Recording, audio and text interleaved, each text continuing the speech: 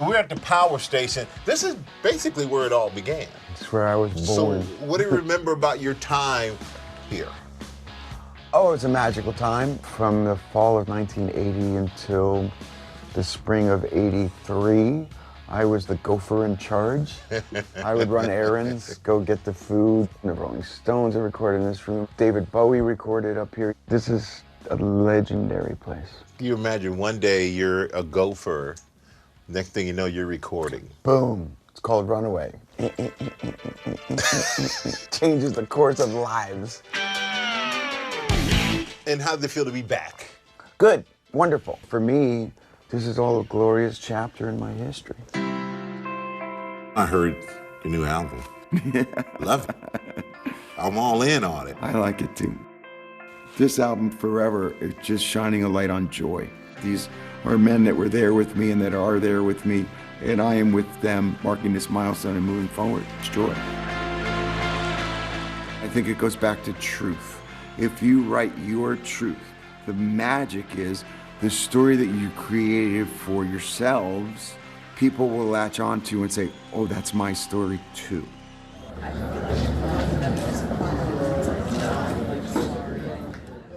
Well, we got a bunch of people out there waiting to hear some new tracks. Good. How do you hope they receive it? These are not paid contestants.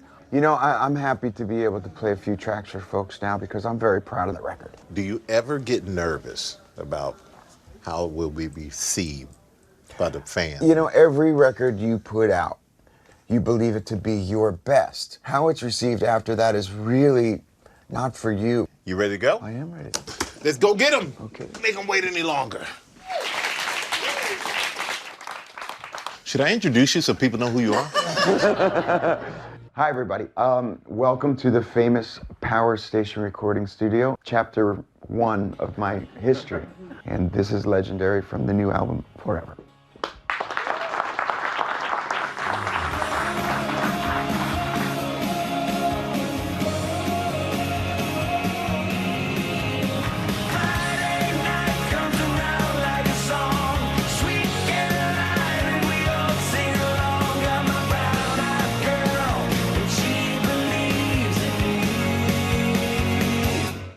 Legendary.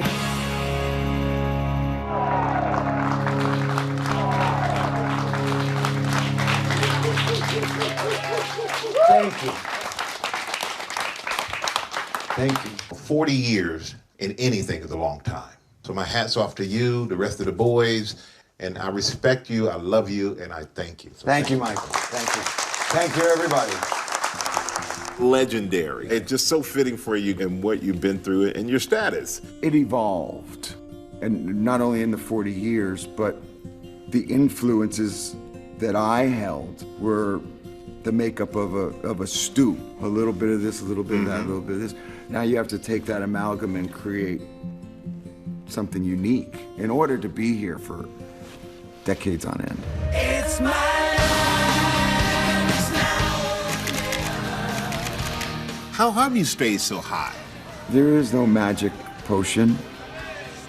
By staying true to who and what we were, regardless of what was fashionable or the fads, the audience could say, that might not be my thing at this time, but it's the truth. If you stay who and what you are and you just grow, take people on your journey. Some of them got on that train in 1984, might have gotten off in 87 or 88. Others got on in 88, others got on in 2000, and the 10th record and the 15th record, and that, now we're talking. The consistency of it all. You gotta do it over and over again because, the pretty picture's gonna fade.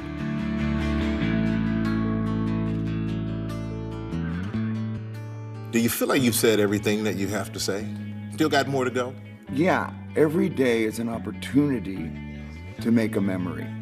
It's just how do you utilize that?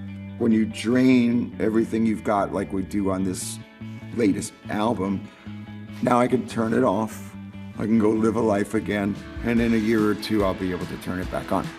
There was so much uncertainty for so long, and it's all trending towards John wanting to go back on the road because he has his tools again. He said he hasn't been that happy in 10 years, and he's joyful.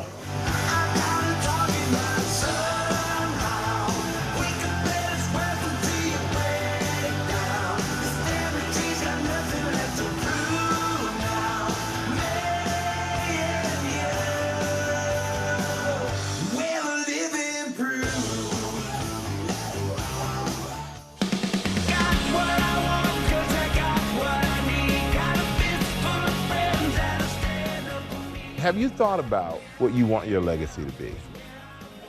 I do. I think about it every day. I'm living it. To me, my greatest hits are Dorothy and the Kids. It's that I made the music I wanted to do, and I think in our own little way with our philanthropic work, we've made a little teeny ripple to help our community. So with all that, I think I'm living a fulfilled dream of a life. It certainly is not about being in a rock band. Yeah. That's the vehicle that gets me the opportunity to do everything else. Loved it, always loved it, but it's not the thing that drives me.